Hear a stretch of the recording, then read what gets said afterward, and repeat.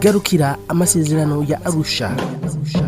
Garukira amasezerano ya Arusha ni ikiganiro cyo kwigishanya no kwibutsanya ibigize amasezerano y'amahoro no gusubiza hamwe ko Barundi yabereye i Arusha. Garukira amasezerano ya Arusha ni ikiganiro mutegurirwa n'itorero Burundi mukagishikirizwa n'ikinyamakuru Remesha ku munsi wa kabiri.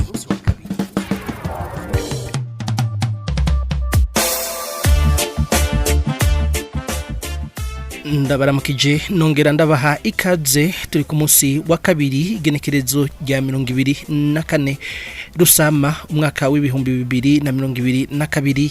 Reka mwese ndabahe ikaze muri kino kiganiro cyo kwigishanya no kwibutsanya ibigize amasezerano y'amahoro no kunywanisha abarundi yabereye i Arusha. Mu kiganiro mutegurirwa n'itorero Burundi mukagishikirizwa na Remesha magazine.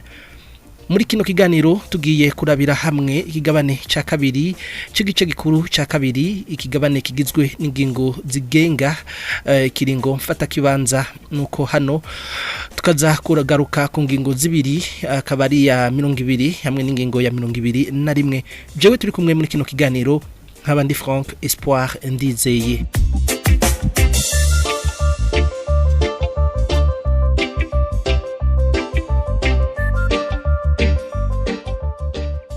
Nkuko narimejeje kwibabwira, reka turabire hamwe ino ngingo ya 20 n'ingingo yarijanye n'amatora.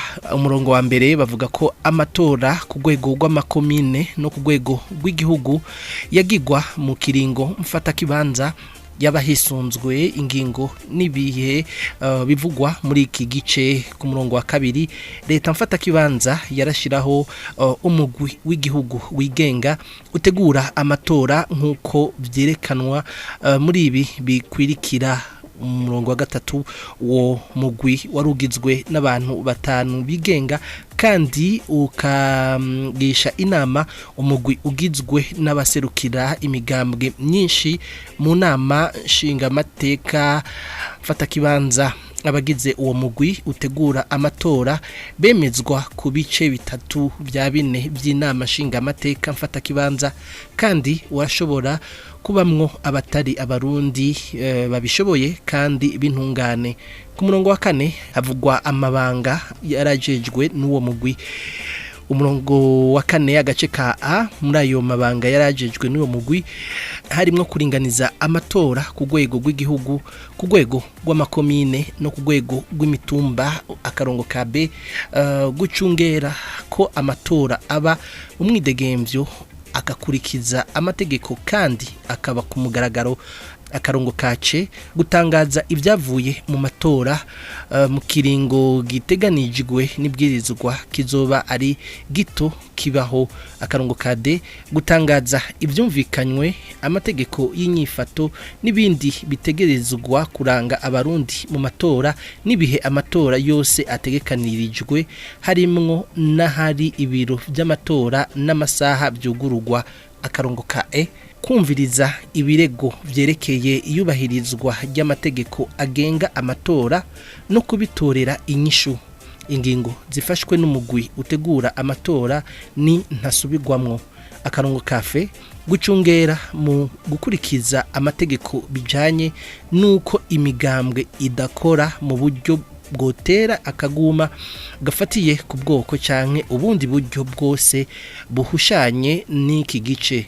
Akarongo ka G, kubahiriza amategeko y'iki gice yerekeye ubwoko bwinshi no gutatura amatati afatiye kuri iyo. Umurongo wa gatanu uvuga inama nshingamateka mfata kibanza yaremeza mu mezi 12 ku gitigiri c'ibice bibiri vya bitatu ibwirizwa rigenga amatora.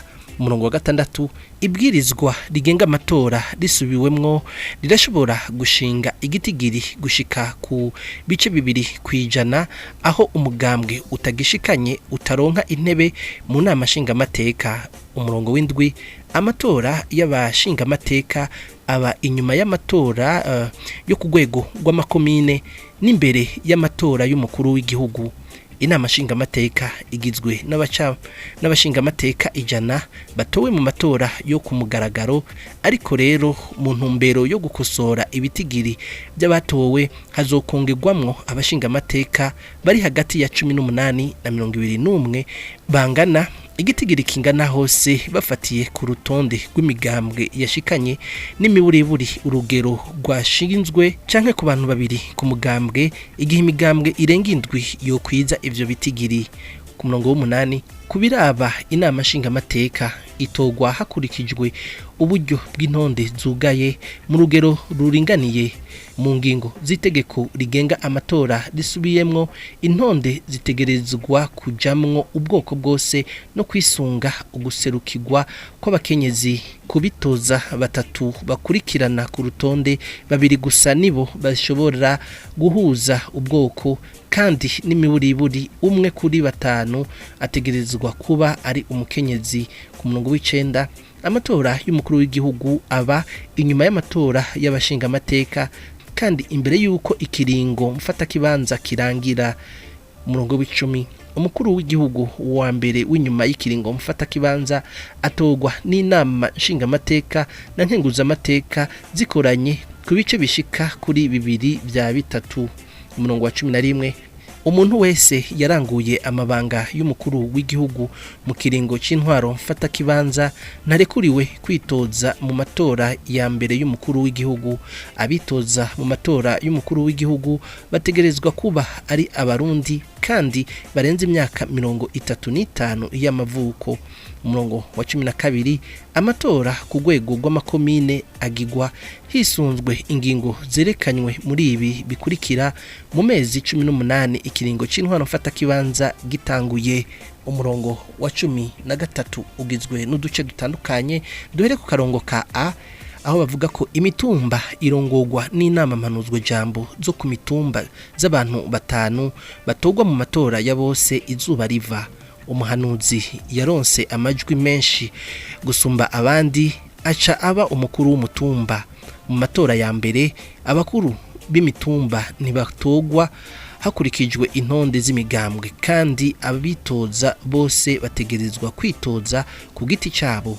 B, amakomine arongorwa n'inama mpanuzwa jambo z'amakomine zitogwa mu matora ya bose ku mugaragaro. C, mu ntumbero y'amatora ya mbere, inama mpanuzwa jambo yose ya komine iratora muri yo musitanteri wa komine, kandi irashobora kumugoboza mu mabanga yiwe kumvo yumvikana nk'igiturire, ukutabishobora, ikosa rikomeye canke kunyuruza itunga rya komine. Ku matora akurikira, inama nshingamateka na nkenguzamateka zirashobora bibanje kwihwezwa gushinga ko musitanteri wa komine atogwa na bose. D, nta bwoko bushobora kurenza ibice 67% by'abamusitanteri bose b'amakomine. Inama nkenguzamateka itegerezwa kuraba ko byubahirijwe.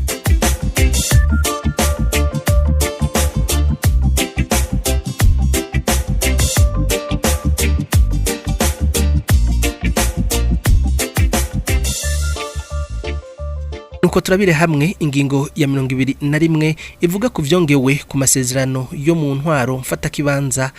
Ivyumvikanywe mu masezerano yo mu ntwaro mfata kibanza cyo kimwe n'ivyanditswe mu masezerano ya Arusha ntibishobora guhindurwa bitemejwe n'ibice 9/10 by'abagize inama nshingamateka y'intwaro mfata kibanza.